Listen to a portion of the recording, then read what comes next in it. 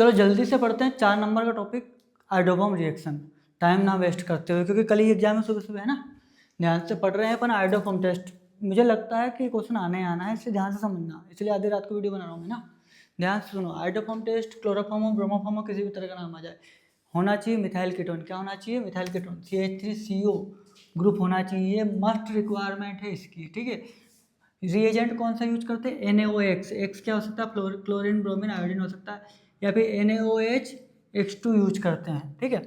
ये रिएक्शन है तुम्हारे पास में, मान लो ये मिथाइल कीटोन है, ये तो मस्ट रिक्वायरमेंट। अगर ये नहीं होगा तो आयोडोफॉर्म टेस्ट, क्लोरोफॉर्म, ब्रोमोफॉर्म कुछ भी नहीं देगा।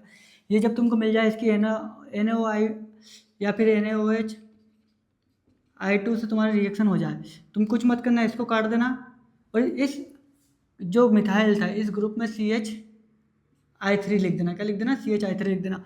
और बचे कुछ जो भी होगा, ये जो बचा हुआ है ना, इससे ये वाला था NaO जोड़ देना, तो आपका आयोडोफॉर्म बन जाएगा, ये हो जाएगा आपका।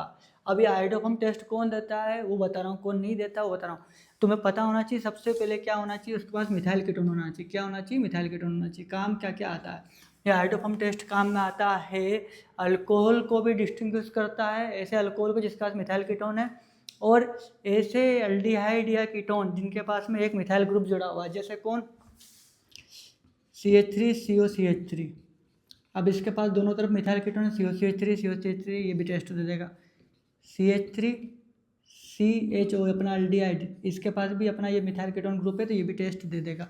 लेकिन हाँ, CH3CH2CHO के पास तुम जाओगे तो इसके पास मिथाइल कीटोन नहीं है दोस्त, ये टेस्ट नहीं देगा, है ना।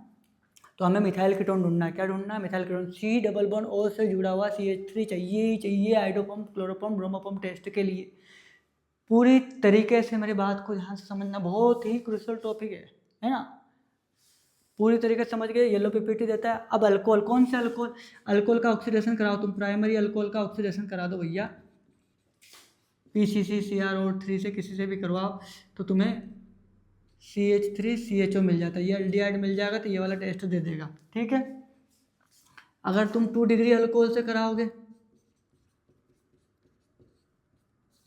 तो कीटोन बना देगा ऑक्सीडेशन करवाने पे, तो ये वाला भी तुम्हारा 2 डिग्री अल्कोहल भी क्या दे देगा? टेस्ट दे देगा। लेकिन 3 डिग्री अल्कोहल नहीं देता दोस्त, 3 डिग्री अल्कोहल नहीं देता, क्योंकि 3 डिग्री अल्कोहल क्या होता है? 3 डिग्री अल्कोहल का अगर तुमने ऑक्सीडेशन करवाया तो ये अल्किन बना देगा, तो इसका मिथाइल कीटोन होता नहीं है, तो ये नहीं देगा टेस्ट। तो 2 डिग्री और 3 डिग्री में डिस्टिंग्विश कर देगा, अल्कोहल में अलग अलग कर देगा आयोडोफॉर्म टेस्ट, ठीक है। ऐसे एल्डिहाइड और कीटोन जिनके पास मिथाइल ग्रुप जुड़ा हो उनको, और जिनका सिर्फ मिथाइल कीटोन नहीं, उनको अलग अलग करके बता देगा। पीपीटी कौन सी देगा? येलो देगा। एक क्वेश्चन कर लेते हैं नीट का फटाफट।